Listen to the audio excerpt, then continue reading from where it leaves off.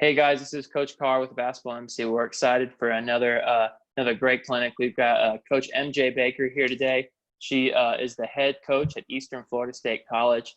Really excited to get to listen to her talk. She's going to be talking about building your team's buy-in. So, Coach, I really appreciate this in a time of uncertainty. Things are finally starting to open up a little bit down here, but just an opportunity out of an unfortunate situation for us to gain and learn information from such high-level coaches, Coach. So I really do appreciate you coming out here. And guys, as always, please feel free to type in question and answers as you're listening to this, and we'll try and get to as many as we can at the end. Coach, thank you so much for being on. I really do appreciate it. Yeah, thanks for having me. I'm really stoked to be here and have the opportunity to have this platform to talk to you guys. So a little history about me real quick. I coach at Eastern Florida State College, which is a junior college in Florida. I currently have 2 Australians on my team, and a player from Austria and a player from the Netherlands for next year's team. So we do have 4 internationals coming in. We love diversity and love different things. We are a junior college Division I. My history a little bit, coached high school, coached NAIA, but I love JUCO. I'm a junior college coach through and through. It's just the opportunity to grow and learn and just develop is something that I'm really passionate about. My husband is Gannon Baker, which is one of the skills trainer that's global around the world, and that's something that we both have a passion for as people and developing and sharing. Today I'm going to talk to you guys about buy-in, something that I found over the years. I'm going on my 14th year as a head coach. My winning percentage is about 80%. I've won 2 state championships in high school, and I've won several championships and through conference championships in college, but I have not won a national championship yet. So that's something that still is a goal for me, which I'm sure is a goal for all of y'all as well. But there's something bigger than X's and O's I'm going to talk to you about today, and that's buy-in. This is my team from this past year. I've been so blessed, and part of that buy-in is surrounding yourself with great staff and great people. I have Coach Rob, Coach Steph, and Coach Mark Dakotas, who we call Yoda, because he's our older and wiser coach who always brings life to us. But without my staff, I couldn't do what I do. And then obviously you guys know, without our players and our kids and the talent that we have, we can't be successful or even have the impact we have. So this is my team from this year. We were 20th in the country. We ended the season 23-7. Unfortunately, our season ended a little bit earlier, but if you guys have any questions, my email is right there. It's bakermj@easternflorida.edu. Don't hesitate to contact me at any time. So we're going to talk about buy-in, and this is not working. Hold up.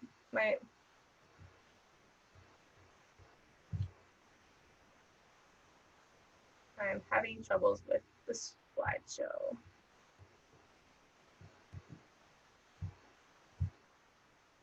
It was just working and now it's not. Hold on a second. Kevin. You get Kevin? Sorry, I'm not as technology friendly as I probably should be. The slides aren't clicking. This is my brother-in-law, Kevin. He's awesome. He's the IT and brains of the situation. But as we all know, it's almost perfect. Is this working now? Okay, perfect.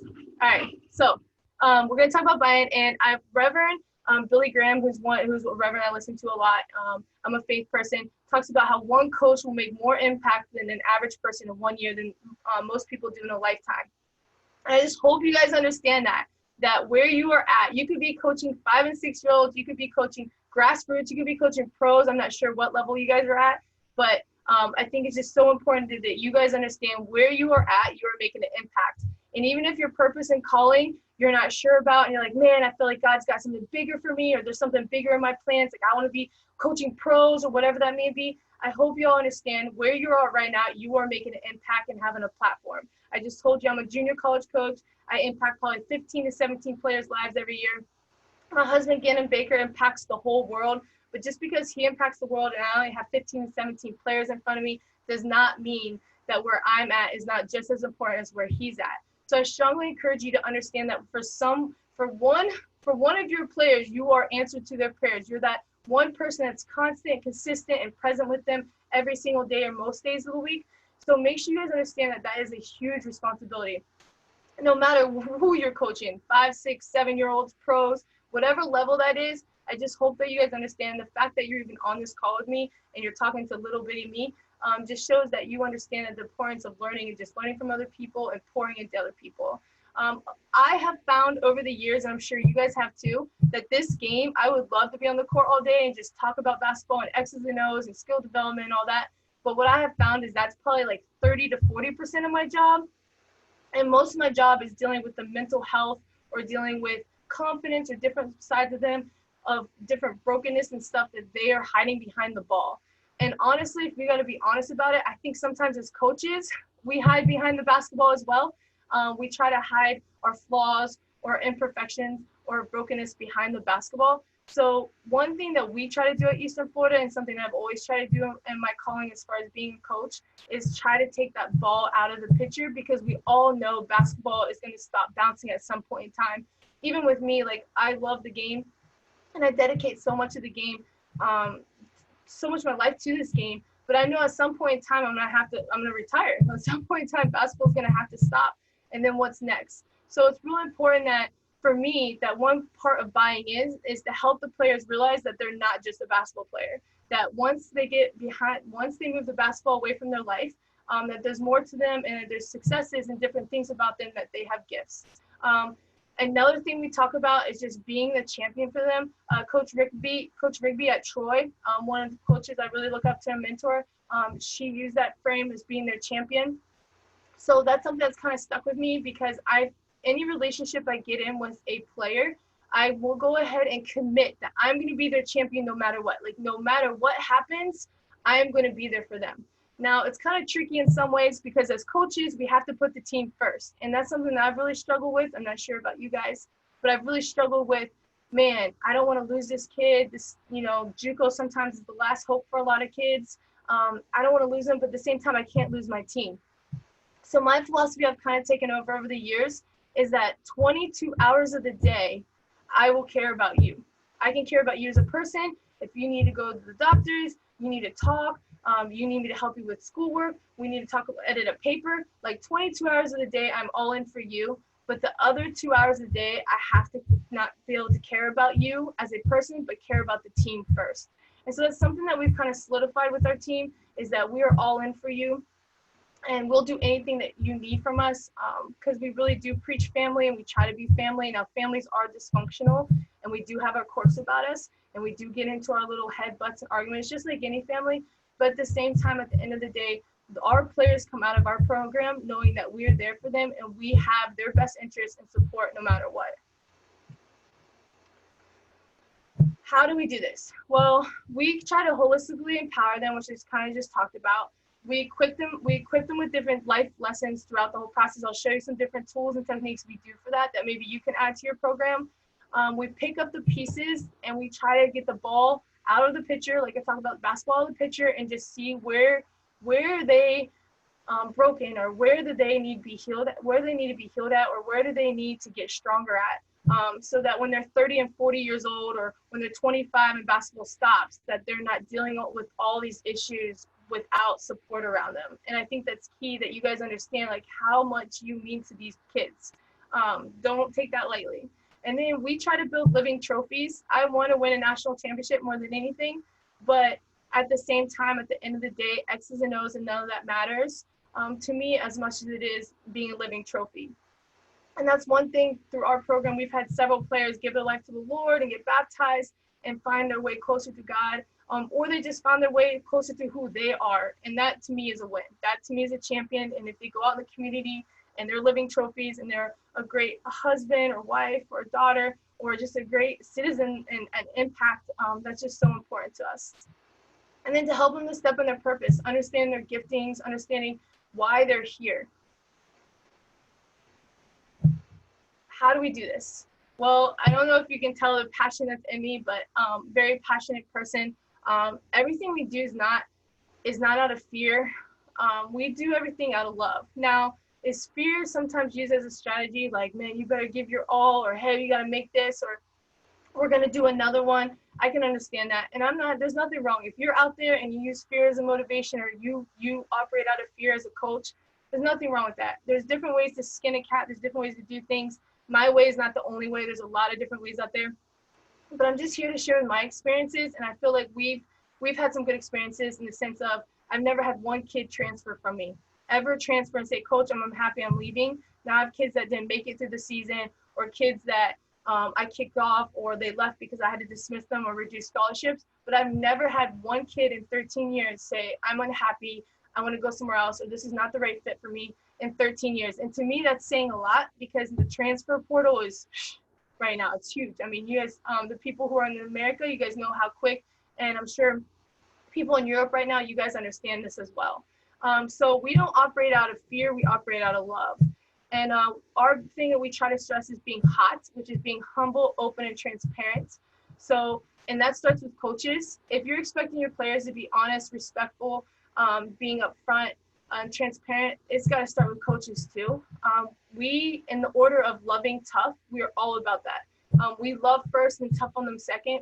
We tell our players before they even commit to us, this is going to be the hardest thing you've ever done, because we love you and we're going to love you so much. We're going to hold you accountable and hold you disciplined to what goals and what dreams you were telling us. So we're going to love you enough to push you, hold you accountable, and make sure that you get where you're trying to be, because your aspirations do have to match your work ethic and your path that you're taking. So it's real important those things are lined up for us. We have high standard for work ethic. We have a high standard for attitude, all the things you can control. So for us, it's work ethic, attitude, energy, being able to be a great teammate. We really stress to be a thermostat, which means you go into a room, and we practice at 6 a.m. in the morning. So I don't know about y'all, but for some of my players, it's really hard to get up in the morning. But for me, it's hard for me too. But I always go in there with the thermostat leadership mentality that I'm going to come in there, I'm going to change the atmosphere, I'm going to bring energy no matter what time of the day it is, no matter what's going on in my life. And we expect the same thing from our players. Instead of, you guys know a lot of those players that are kind of like the whole thermometer. They come in, however the environment is how they're going to feel, or they're going to give in so that they're tired. So we really strongly suggest the whole thermostat, come in with passion. And if they don't in the morning, then it's my job as a coach to hold them accountable and have lots of creative ways to warm them up at 6 a.m. And I'm sure you guys can come up with some yourself. What do they do? What do they do when they don't meet your standards? And this is something that I've struggled with, is that I used to just jump to, like, I knew what was going on, and I jumped to assumptions like, why isn't she going harder? Why does this kid keep missing class? Like, what the heck? Just go to class. It's not that hard. Leave practice, go straight to class. And I found out sometimes your perception is deception. For me, for instance, I've had a player recently who missed class at the beginning of the semester, and I was really confused by it. And honestly, it was just that she was afraid to even attempt to try, because people have told her whole life she wasn't good enough and she wasn't smart enough to be in college. So as a freshman, she came in struggling with that. And so instead of looking like a failure or looking stupid, she'd rather just look like she doesn't care. So make sure you guys take the time to really figure out what's going on with your players, because sometimes what you assume is not true. It's actually very deceiving. And if you can actually love on them enough for them to open up to you, and that might take some time, I think you'll find out there's a lot of other reasons, and it's not that they're just trying to be disobedient or disrespectful or just miss class, that there's something more underlying behind it. With truth, truth is there to find it with love. And then fair versus equal. This is one of my favorite analogies that I heard years and years ago. And I have 3 kids. I have a 3-year-old, a 6-year-old, and a 10-year-old. You're about to see them. I love them to death. But as a coach, we can't be equal to everyone. And I struggle with that, because people are like, oh, you should treat everyone equal. And I'm like, that's so hard. Just like us as coaches, if anyone says you don't have a favorite, me and you both know you have favorites. The favorites are the kids who go hard, buy in, give back to you. They don't just take, they reciprocate. Take the time to see you as a person too, not just you being there for them. Those are your favorites, hands down. So with fair versus equal, the best way to describe this is, if I have 3 kids, which I do, 3, 6, and 10, and we actually have a baseball field in our backyard, and we have a huge fence, and it's 8 foot tall, okay? So there's a baseball game going on the other side, and my kids want to see the game. Well, the equal thing to do would be to give each kid a 2-foot high step ladder and expect my 10, 6, and 3-year-old to see over that fence. That's not going to happen. The only person that's going to see over that fence is my 10-year-old. Not my 6-year-old, not my 3-year-old. The fair thing to do would be to give them each the appropriate size step ladder or ladder for them to all 3 see over the fence to see the baseball game.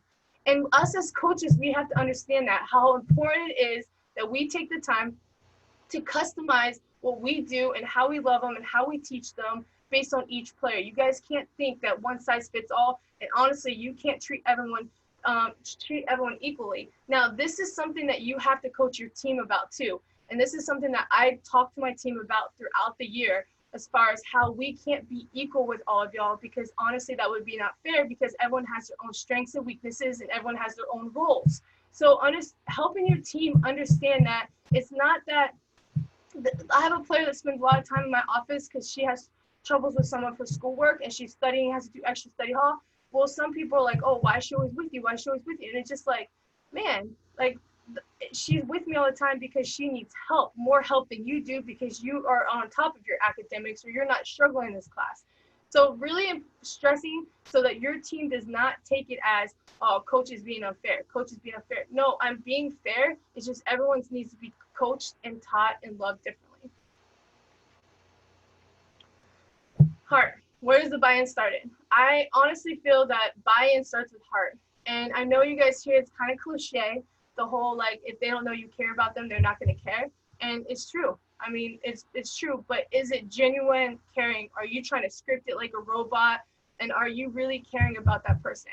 Kevin Eastman, who's one of my mentors as well, he wrote, the investment of the heart is the investment of all champions. It starts with the heart. And watching The Last Dance, I don't know if you guys got to watch that, but if not, you should check it out on YouTube. I know in Europe, the time difference is a little bit different, but if you get a chance, check out The Last Dance. And I feel like one thing that really came out was just the passion and heart that Michael Jordan had compared to everyone else. But the people that he kept close to him or meant the most to him were the people who truly cared about him as a person. How are we going to do this? How are we going to love, grow, get to know our players, and buy in? I'm going to talk about some strategies you can do too. These are some things that I've come up with over the years, or, you know, we're good stealers. We steal different things or tweak it as our own. So I hope you can find it. But it's being purposeful, intentional, and it doesn't just start with being purposeful, intentional as far as with your team, but it starts with you. You have to be purposeful and intentional with your life as well, because we all know, and a lot of us do a horrible job of this during season as far as taking care of ourselves. But we all know in order for us to be the best for our team or be able to pour into our team, we have to take care of ourselves, and it comes with purpose and intent.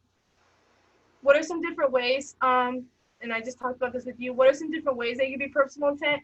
I'm not going to go through all these because I don't really have a lot of time with you guys, but I'm just look at it. These are just some different ways, and you guys could probably go back and look at them, but some different things that you can do to pour into yourself so that you can pour into your team and be able to be more of an effective leader, an effective mentor, teacher, because at the bottom line is that we only have a well of so much life inside of us, and people suck from us, and I know they suck from you all day.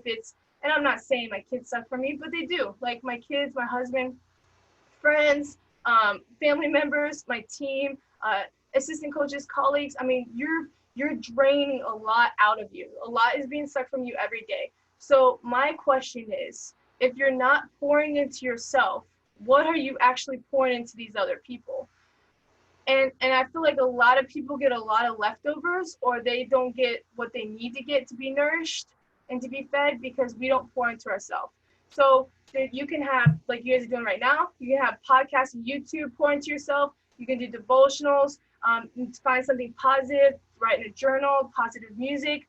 Something that I started, Kevin Eastman's book introduced it to me a couple years ago, but I started a Wilt journal, which is what I learned today. And this is something I encourage my players to have as well, and anyone who's around me. So I have a journal that I write in about what I learned today.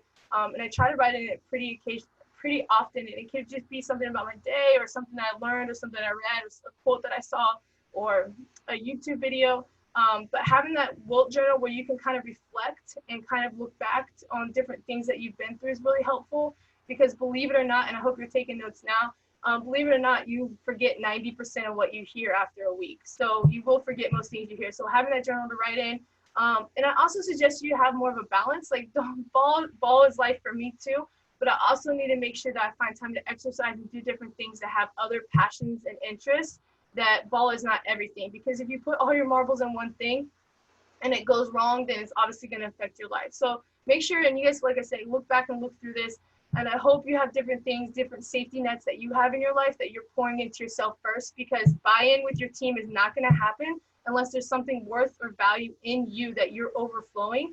that is worth to them that can actually make them better. So we talked about leading from overflow, and I'm a big advocate of speaking life. Now, I'm very demanding. I think that's one feedback I get from my team a lot, is that coach is never good enough. Like we were at one point, I think we were 20-5 at one point in the season, and one player came up to me and was like, Coach, I feel like we're 5-27 based on how you react to things. And that's just because I'm very demanding. I expect a lot, but at the same time, I always try to speak life.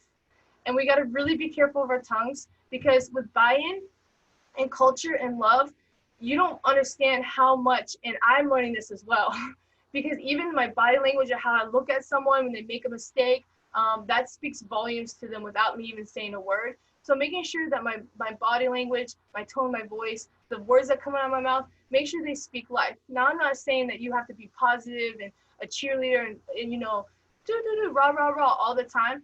But I am saying that you need to pay attention to how you speak, because maybe you just spoke it out quickly and didn't mean it, but that kid is going to take it and hold on to it, and it's going to start planting a seed inside of them.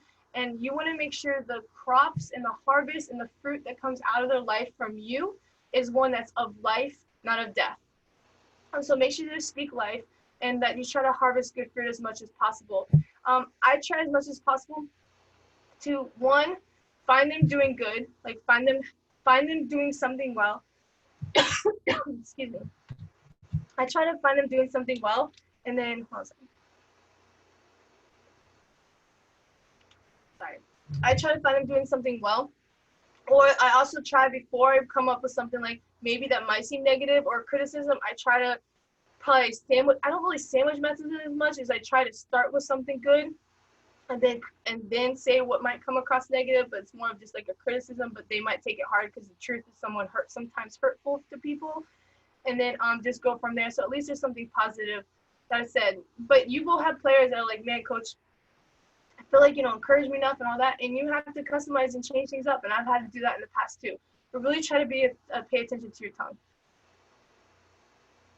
My family. This is my family, my 3-year-old, my 6-year-old, and my 10-year-old, and my husband. When players come to us, I already have my team for next year. Actually, I thought I did, but I just had one scholarship open up. So if anyone has any players still looking for a home, hit me up. But I just had one scholarship open up this week. But I thought I had my team completed, but we've already started this because, like I said, I thought I had my team completed. The first thing we do at Eastern Florida, once our team is formed for the following year, is they write, I send them a video on their why. It's about 30 minutes long, of what their why is, different things, their purpose, how they find that. Because you're going to find a lot of these players' pains and struggles and brokenness is going to fuel their purpose and passion. It's going to be what makes them who they are and what makes them passionate about what they're going to be passionate about in life. So I want them to try to self-discover that now. So we have them watch a video, and then they send me a paper. I give them a week to do it. They send me a paper of what they think their why is, their purpose in life and basketball, like what motivates them, what makes them going every day. Also what their greatest fear is. And then the last thing we talked about is one thing that they want to change that they think will make the biggest impact. And they just turned those papers in this past week.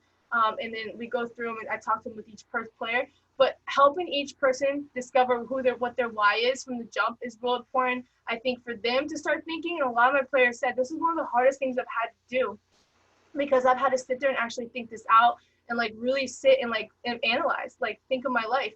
And then other players really enjoyed it. I know as coaches, it's helped us get more insight on our new players and returners. It's like what motivates them, because that's so important. You understand where they're coming from for buy-in, because for a player to buy in and give their all to you, you got to understand what makes them go.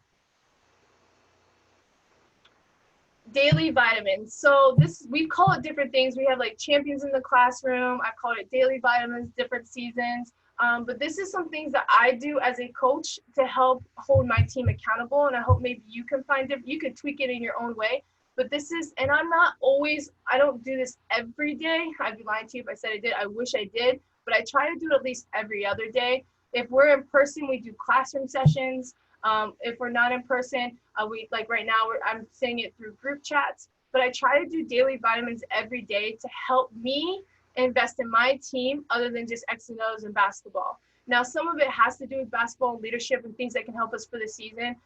But at the same time, I feel like for your players to buy in, they got to know that you care about them as a person, not just as a player. It's not about what they're going to do for you, but more like how you're going to grow them and how you care about them.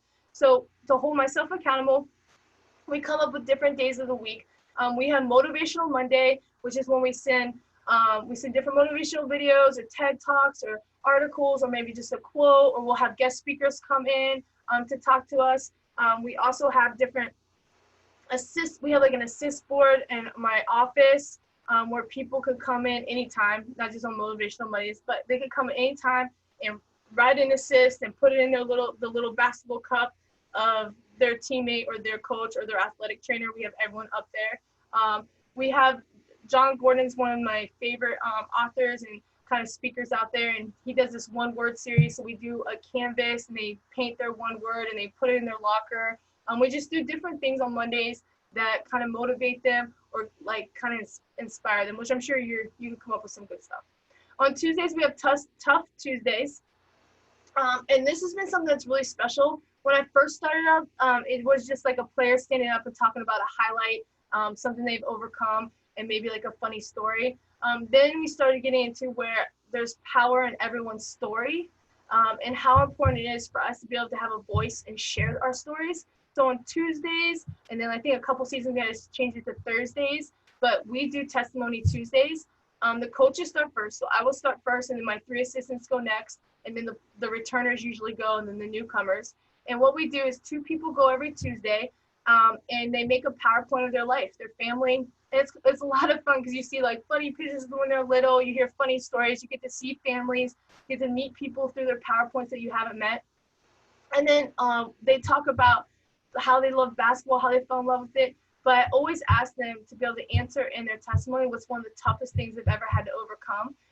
And what you're going to find out is a lot of these players assume that you have had the best life ever and always had it together, which is me and you both know that is not true. We've all struggled and been through stuff. And if you haven't, that's amazing. But God willing, God fearing that you probably are going into something, but that we've been through stuff first. Like people look at me and like, oh, you have a husband and 3 kids and like your life's been good from day one, but it hasn't. Like I've had so many struggles. So me telling my story has showed other people that there's definitely purpose and you can come through it and make it through. There's a lot of abuse and abandonment and different things in my history that I've had to go through. So with that, you'll find players who've gone through the same thing or their parents have gone through the same thing. They'll come reach out to you.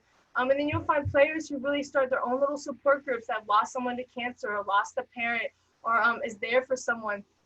So once each player kind of tells their story, I feel like you see a team that was playing with each other and they become a team who's playing for each other. Like they don't want to let each other down. Like they don't, no let down. They don't want to let each other down. And I have found that players who've left me and even gone D1 at different schools were like, man, coach, like I wish that they did Testimony Tuesdays at my new school because I don't know who I'm playing with. Like I know what music she likes, what food she doesn't like. I know how she dresses. I know who some of her friends are, but I don't know my teammates. Like I don't know who they truly are. And Testimony Tuesday is kind of a way of like that being humble, open, and transparent for them to do it. But I'm going to warn you, you're going to open a lot of stuff with some of these players. And I feel like that's a great opportunity for you to reach in and maybe help them or get them counseling or kind of be there for them and be support. But you're also going to have to be transparent yourself through this. And honestly, there's some stuff that you might have to guard in your life and you can't be completely transparent about. But you are, because if you're not, your players are going to see right through you and they're not going to give you that transparency back. So Testimony Tuesdays is really good. It's also Tough Tuesday where they could talk about things that they're having, like if I'm having a hard trouble with something and they're having a hard trouble with, that they can talk through. Wisdom Wednesday is when we talk about nutrition, relationships, money management, career exploration. Coach Mark Dakota's Coach Yoda handles this a lot for me. Just different ways to like give them wisdom, talk about life. Then we have Thankful Thursdays, which is today. So I'm thankful for all y'all being on this call with me. Thankful Thursdays is something that we do as when we talk about, we either do it at the end of practice or we do it in the classroom, but we talk about what we're thankful for in the team, what we're thankful for outside the team. And then periodically I encourage them to write or text or email someone in their life that they're thankful for and let them know. So just practicing that heart of gratitude. Future Leader Friday is, I used to at the beginning, which I'm not sure if you guys do this, but or if you even have captains, but I used to at the beginning just have captain breakfasts, and I would just like talk in this book called the Team Captains Manual by Jeff Jansen. I would go over that manual with them, and then I was like, what am I doing? Like, I'm trying to empower every single one of my players to be leaders. So on Fridays, we try to do future leadership on Fridays, and we go through different things. We go through this book. The pieces of the book, we'll bring TED Talks, we'll bring leaders in, we'll bring former players in, but Fridays is specifically what we try to focus on as far as being leaders and trying to empower them for who they are and for the real world. Saturdays are spiritual Saturdays for us. Usually we talk about forgiveness, different fruits of the spirit, peace, just joy, things that will just better your life. That's really hard. I feel like forgiveness is one of those one bad words. There's a lot of people that a lot of people have trouble wrapping their mind around. So we focus a lot on forgiveness and joy, but kind of for fruits of the spirit. And then Sunday is rest and recovery day. So this is a day that they don't hear from me. We do have study hall on Sundays, but they don't have to hear from me. It's called Sleepy Sunday. So I hope you guys can take that. Honestly, you guys can do what you want with that, but it's hold me accountable that every Monday, Tuesday, Wednesday, Thursday, whatever day it is, I'm like, oh, it's Thankful Thursday. Oh, it's Wisdom Wednesday. I gotta give my team daily vitamins. I gotta give them some kind of vitamin C in their life. And some players eat it up. Some players don't care. And when we have classroom sessions, they don't really have a choice if they get to look at it or not. And you can tell the players who like love it and the players are like, what the heck, this is a waste of my time. But I truly do believe that you're planting seeds. And even if those players don't understand it now, just continue to water it and harvest it. And one day I feel like those seeds will harvest. So stay patient. Don't give up on those ones. Just continue to just pour into them, because eventually it will get through.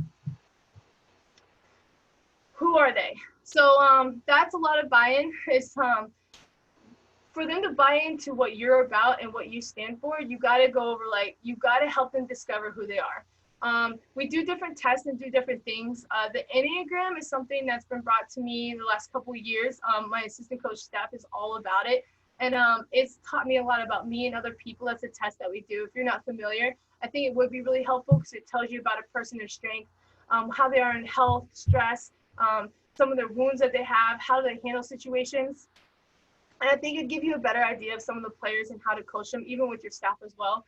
We also talk about how they learn early on, because it's important for you to understand the different ways that your team learns, so that make sure that when you are teaching something new or teaching something, that they can grasp all aspects of it.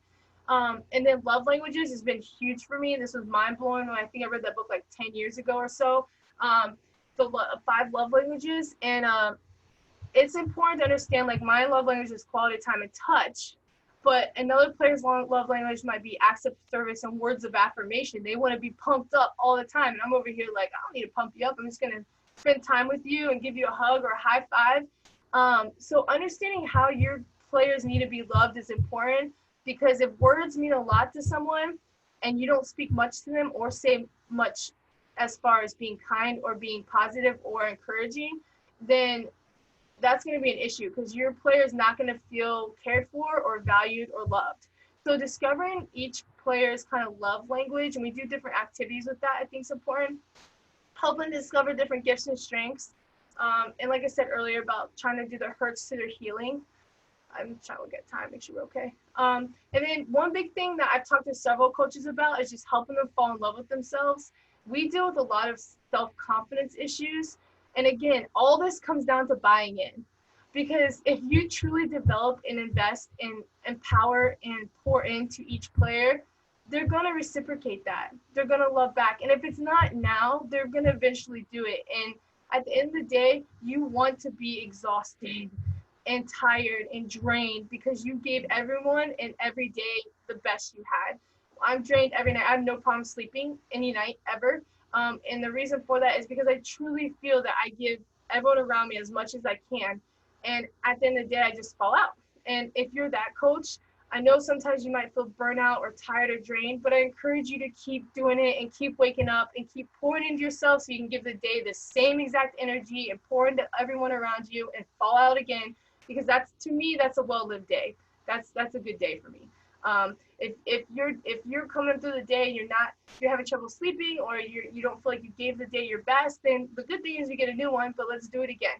and helping them fall in love with themselves and helping them understand how they can pour into people and what gifts they have and strengths.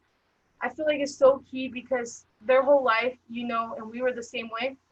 We've had people hating on us or pouring into stuff or maybe misdirecting us. So I think it's important that you really try to discover who each player is and help them find that out for themselves too. And there's different activities you can do with that. If you want to email me, I can help you through some of that too. And I'm sure you guys have some of your own. Teaching players to own their life. They aren't victims. That's something weird. No excuses. I don't care. No excuses. My big thing is we don't get tired. I don't want to hear excuses.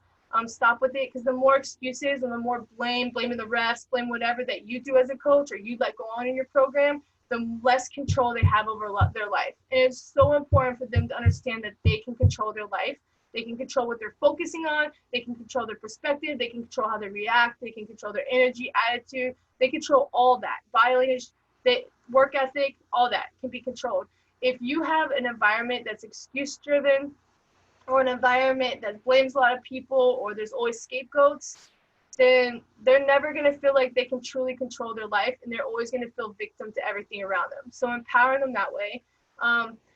And I talked about earlier, I saw a little soundbite the other day, which I thought was awesome. It was, don't be an energy vampire, be an energy giver, which is something that I feel is so important. And I'm sure you guys have people who suck from your team or suck from you. So making sure that you help those players understand that they are being vampires and how they can change that and shift that, and taking those teachable moments and address that. Just talk about attitude and all that. This is Michael Jordan, one of my faves of all time. And this is kind of coming from the whole Jordan, but being able to be okay with failing. I find most players don't know who they are. They don't understand their purpose. Okay, that's something we talked about. They don't love themselves. They don't have much confidence to them, especially on the women's side. The men's side might be totally different, because I know it's probably a little bit more ego driven, or they get a little more confident, but deep down, I still think they have a lot of insecurities. And then I feel like the third thing is that women, especially, I'm not sure as much men, but are afraid to fail. They're afraid to fail. So helping them to kind of embrace and be okay with failing. So they have to be okay with failing, and only way to see is through failure. We talked about be mistake driven. So in practice, when they mess up or they're going real hard and they're making mistakes, we're okay with that. Like, let's make mistakes, let's push. We don't ever make someone feel bad for failing or for messing up or missing the shots. It's just, okay, well, what are you gonna do about it? All right, let's get better. And we figure out through this whole process that a lot of players, especially the highly driven ones, feel like they need to be perfect and they can't fail. And so we try to paint it as, this is not boxing where you need to be 33-0 and 35-0. This is definitely UFC fighting, where you have losses and you take hits, but how you respond to it is so important. And I'm sure you guys know this, and we do different movies and different things that we watch, or have different speakers that come in to kind of help that. And then also just showing them through their own walk. Oh yeah, you missed those free throws, those game-winning free throws. Well, look, you've been working on your free throws, and in this game you hit it, or these free throws were key for you. So just showing them that through failure they found success. And then also just through adversity, don't get bitter, but get better out of it.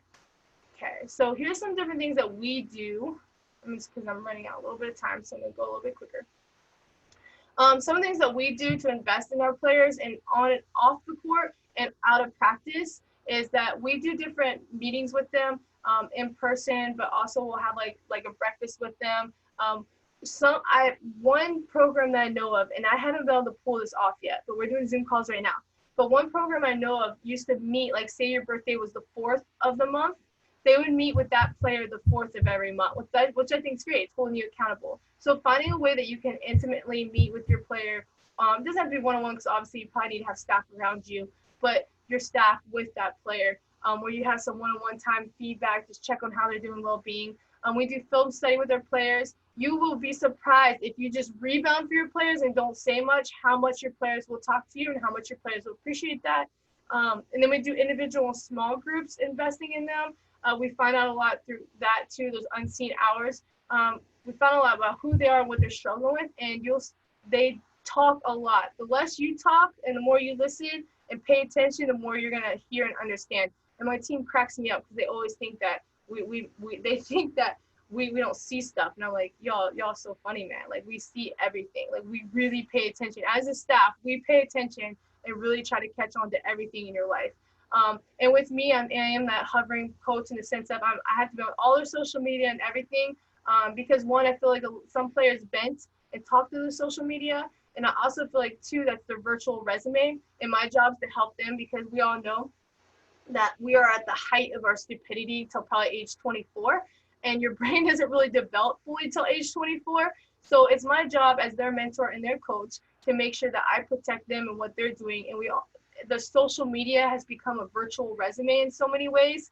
So that's another way of caring for them and loving on them, is taking time off the court. And some coaches don't deal with any of that, but that's something that I choose and my staff chooses to deal with, because that person does matter enough that we protect them and we help them along. Like, hey, like, let's not be cursing, or hey, that photo's probably a little inappropriate. You know, you're trying to get a job later down the road and they go back and look at your profile to see what you're about. You might not get that job. So just helping them be aware, because sometimes these players don't know. And for us to assume that they do know is where we are wrong. I go into every season assuming that my players don't know anything. I know John Wooden would teach his players how to tie their shoes, and Pat Summitt would talk about how to put your shorts on. So the great ones even did that. So don't assume they know anything. Go into it with knowing that they know nothing, and be willing to attack those teachable moments, even if it seems like the stupidest thing. Be willing to do it, because it might matter for one kid. We do extra conditioning for some of our players who need to be in better shape, and one way of coming along them is do the extra conditioning with them. So if they're on the elliptical or they're running, get on the bike or get on the treadmill with them and do it with them. Spend that time with them. Don't just make them think that it's a punishment or them by themselves. It's one way of investing in them as well. We have different support and resources. A lot of our players, we are big advocates of therapy and counseling. So being able to help them along with that, and if they need counseling and therapy would be good for their life, just being with them on that and being okay with that, and trying to help them to see that it's okay and that we all kind of need that good counselor. So these are the different ways that you can help, by being along with them, being beside them, and understanding that they're not in this and that you care for them more than X's and O's, because honestly, that's what buy-in comes into. So how do we do this? We do agape love, which means love unconditional.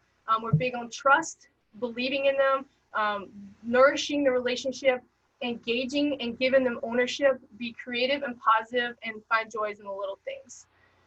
So agape love, I'm gonna go to this real quick because I'm running out of time.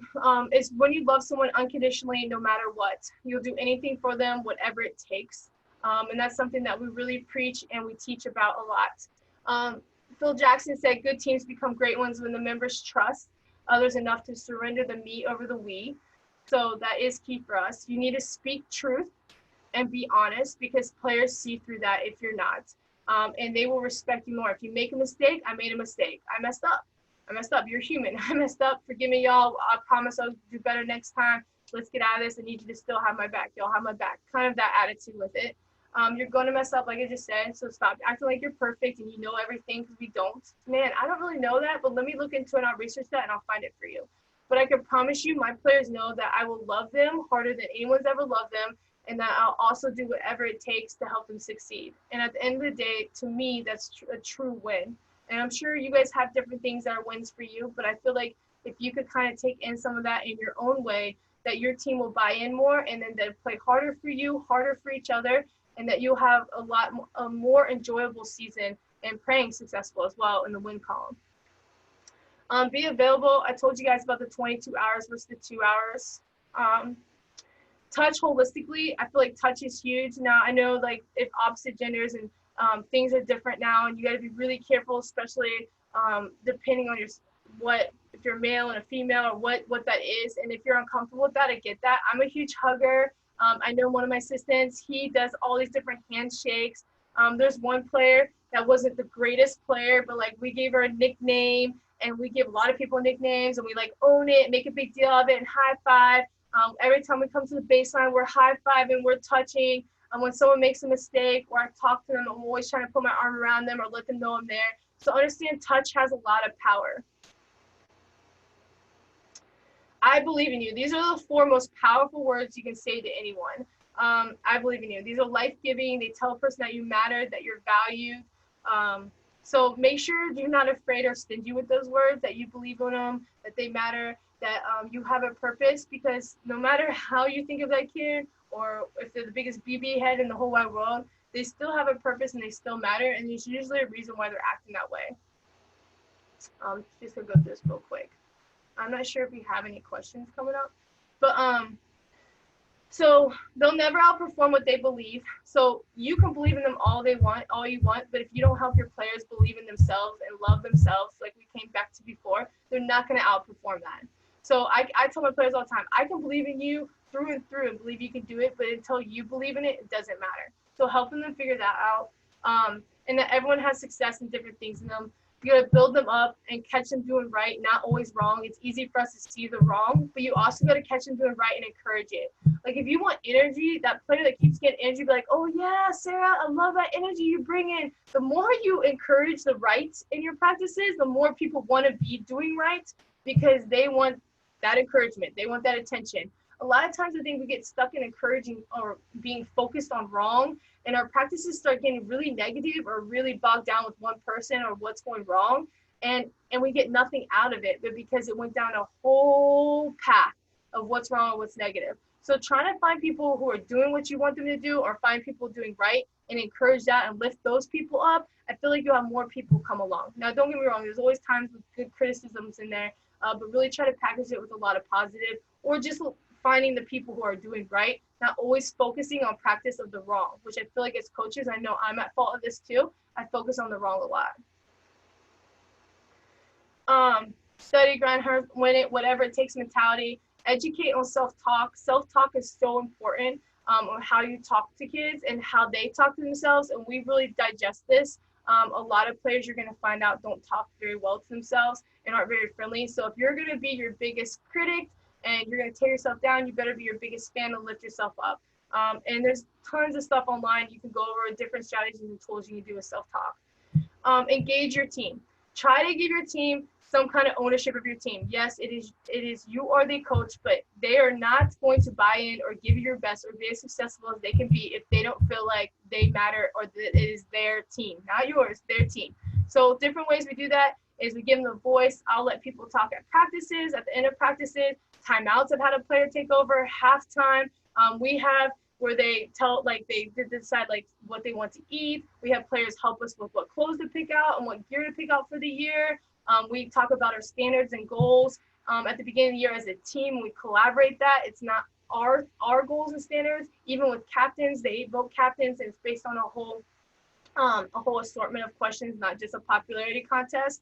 And another thing that we try to do is allow the players to feel the freedom and have a healthy environment to speak, period. Own their voice, but obviously be respectful about it.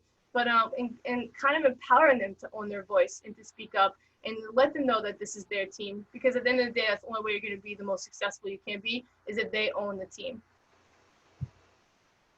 Be creative and have fun. This is our Warrior Wednesdays. In preseason, we have 7 weeks, and every Wednesday we split the team in half, and every Wednesday we did a different sport, and we competed all 7 weeks. And the end of the 7 weeks, we had our team warrior, and we did kickball, ultimate frisbee, punt spike, beach volleyball. So changing things up and being creative and having fun, not just thinking that it's so important you get through your practice plan and I got to get this defensive drill in or this rebounding drill, but understanding you might get more out of practice by playing knockout for rebounding and just having them go after the ball and rebound out a knockout and having fun and laughing versus putting them through some strenuous, boring, tough rebounding drill that they really don't care about or invest in, or they're not having fun.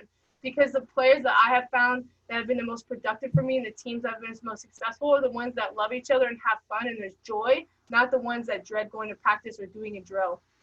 So make sure that you put little wrinkles in your workouts.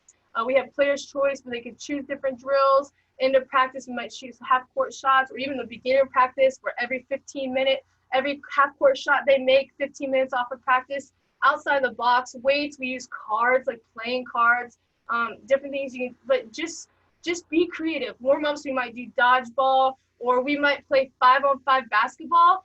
and everyone has a ball, and then there's a second ball that's a game ball that they play with. So everyone's dribbling 5-on-5 with one other ball in the play. So there's 11 balls, so everyone has one ball, and they're playing. Or you could play all players on the court, split them in two teams, and have two balls, and they're playing offense and defense possibly at the same time. So it might be 7-on-7 with two basketballs, and you might be playing defense and offense. Like, there's so many creative ways. There's all kinds of, I know you guys have relays, or we do this thing where you put duct tape on your back and you play tag with it, and you have to rip the duct tape off. I mean, they have so much fun, and there's so much laughter. We have a dribble dance. You turn on music. Music's a great way of inspiring your kids to get after it. So don't be afraid to think outside the box and be creative and kind of bring back the kid kind of games. We played tic-tac-toe. We did like this rock, paper, scissors game. Like, there's just so many fun things, and I feel like my team had so much fun. They loved practices because they never know what was going to be expected. They knew that it was going to be fun. They knew they were going to get better. And there's so many things out there you can really do to get the same skill or work on conditioning and make it fun instead of just, oh, here we're going to run suicides or run lines. So be creative. And be positive. That's the whole Speak in Life. We have the assist cups I told you about. We do stats. Fab 5 stats, where we keep stats and encourage different things or worth different points in stats. And at the end of practice, we have top 5 players that are Fab 5 players. We support them, we lift them up. The next day they get to wear white. So that's just one thing. We're gonna we read like 10 to 15 minutes at the end of some practices. We're gonna start this next year and start reading different books about being positive and being just a life giver. You can journal. We're also going to start this year as well. We journal throughout the season, but sometimes it's hard to stay with that. So we're going to journal after practices. And I'm going to have them start thinking about practices of things they did well, 'cause usually they beat themselves up. So write down 5 things they did well, possibly a thing that they learned, hoping they learned something, and it's something that they want to get better at. So having time for them to reflect after practice, maybe while we're stretching, I'll bring their journals out. I know we're running out of time. So all that matters at the end of the day is to believe in each other, to trust each other, respect each other, and ultimately love. Love conquers all. So I hope you got something out of it. There's a lot more that I can share, but if you have any questions or there's anything I could do to help you, I'm an open book and pretty transparent with everything. Thanks, Coach. This is awesome. A couple of things that we got feedback on was if you had an email or something that they could ask more questions, or if they were trying to get more information, or you even talked about having a scholarship available. Yeah, I do have one scholarship available, which is great, but unfortunate. Yeah, my email is Baker, Baker, MJ, at easternflorida.edu. Again, that's Baker, MJ, at easternflorida.edu. That's awesome stuff, Coach. It's a really great presentation. We have multiple questions on here. We're running out of time, so I want to try and hit you with a couple of these before we go. How do these seeds of culture that you were talking about manifest themselves during times of trial, either on or off the court?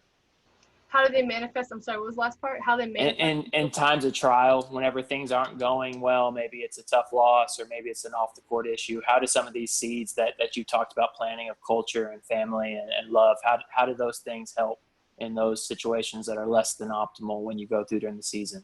Well, I would love to say when we hit adversity, we just say, oh, we love each other, kumbaya, but that is not the case.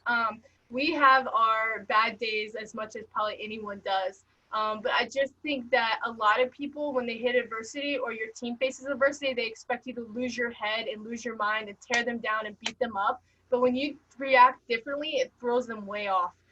So as coaches, we try to react to adversity as teachable moments and learning moments, where we can learn and get better through it instead of it's the end of the world. Now, we all know that we're disappointed. And one thing we really try to do, like after a loss, we try to meet in the middle and just say, love you guys. Good game, no matter what, or love you guys, hey, we can get the next one, we got to get better, and then break. Because sometimes we find as coaches, we think we played well and we won the game, but we actually watched film and we played awful. Or other times you lose a game and you're like, man, we played awful. And then you look at game film and you take your emotions out of it, you're like, you know what, we actually did some really good stuff in here, So I feel like with adversity, it's good to like kind of let the storm kind of calm down a little bit and see things from a perspective not so emotional, because I think I'm an emotional person. So that's been helpful. And I feel like just loving on them, a lot of players are going to test you because they're going to expect you to quit on them, because most people in their life have. And I feel like when they hit adversity or mess up, they're going to expect to be punished or like harsh or maybe kicked off the team. And that when you treat them differently and show them a different response, it's going to blow their mind and they're going to want more of it. That's a great answer, Coach. Then I was going to ask a question off what you've talked about. You've listed some of these already in the empowerment. I think that's such a huge word with today's athlete. That what are some examples of some functional ways that you guys empower your players on the court and off the court as well? Well, one way we empower players on the court is by we don't put them in boxes. We have a very positionally offense, so we really do empower players to, you're 6'3", you can still dribble the ball. You want to be a shooter, but you're not right now, statistically speaking. We're going to empower you to work on that and be what you want to be and create the future you want to create for yourself, especially at JUCO because they're trying to leave us. So empower them in like as far as what they see themselves as, not just what we see themselves as, but also empower them in the role that we have for them as well and in their strengths. So we talk a lot through that and we use stats or different things and just a lot of extra development on the court, but also, like I said, speaking into them as far as like a life lesson and being able to attack those little stuff and understand the little stuff they do does matter. And not just focus on the big stuff, the wins and losses, like really focus on the little stuff and practices because at the end of the day, that's when you get better. Off the court, I mean, I feel like we really try to find creative ways to fill each player in power. Like we had one player who had an anniversary of their mom dying, so we like let off balloons for her. Another player was the anniversary of her dad died, so we cut up these yarn and we made like a remembrance bracelet, and each player talked about something that meant a lot to them. Just finding ways to empower them in their journey and their walk that's creative and tailored to each person so that they feel like it's important. That's awesome, powerful stuff, Coach. Thank you for taking your time today to be able to share this information. The hour went by really quick. We really appreciate you doing that, and thank you so much. Thank you so much for having me. Thanks you guys for being with me, and good luck the rest of the year. Prayers all well. Thanks, Coach. Bye.